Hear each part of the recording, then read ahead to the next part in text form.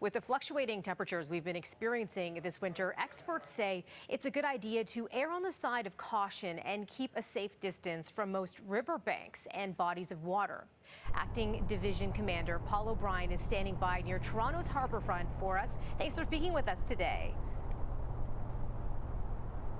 Hi, good morning. How are you? I'm terrific. Now, we see Toronto Fire getting called for rescue operations a lot during the winter. What are some of the most important safety tips to keep in mind during this time of year? Well, one of the things about going on the ice here is you want to go on ice that's 4 to 6 inches thick before you go out onto the ice.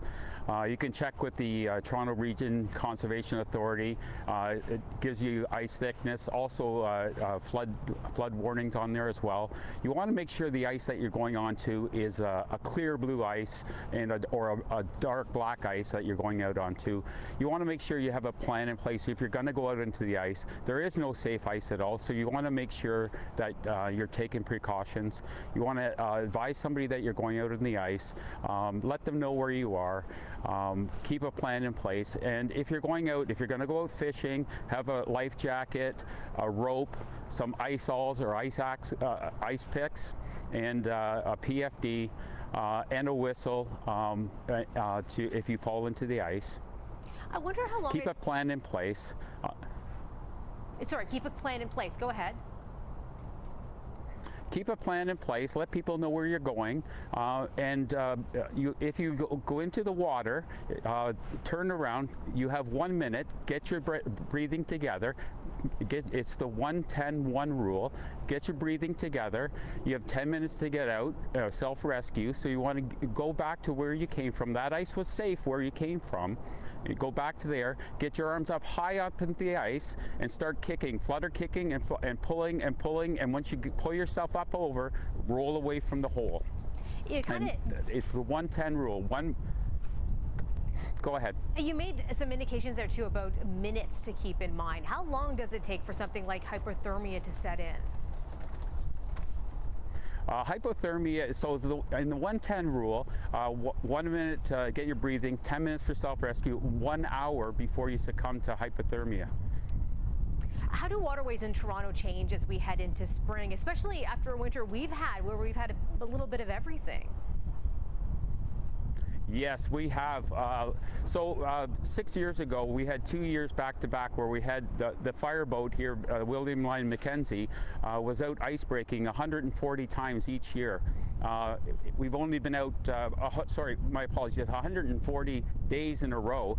We've only been out for 14 days at breaking ice. This is an unusually mild weather here, winter we're having.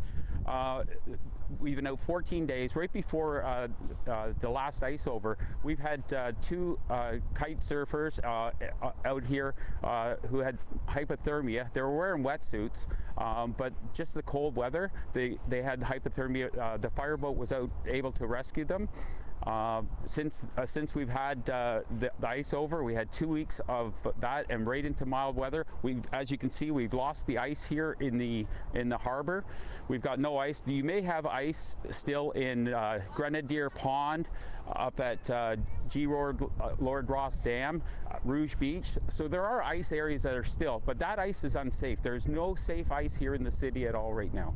And I would not recommend being out at all on any ice. And with no ice that we're seeing too, people might be interested in taking a walk near the waterfront, maybe near a river. I wonder how far away we should stay from riverbanks to stay safe. Well, we should stay about 10 feet away from the waterways.